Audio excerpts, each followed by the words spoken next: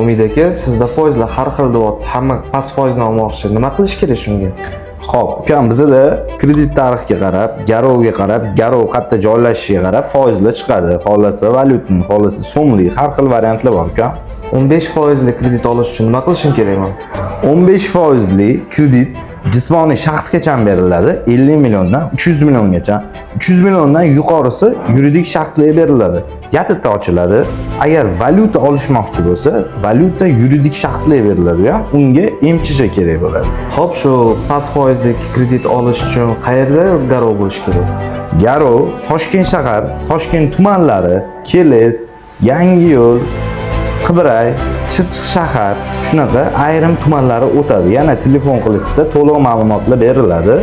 Har xil foizli kreditlar bor bizda. Bemalol telefon qilib, misol kredit tarixi yomon bo'ladi, kredit tarixi yaxshi bo'ladi.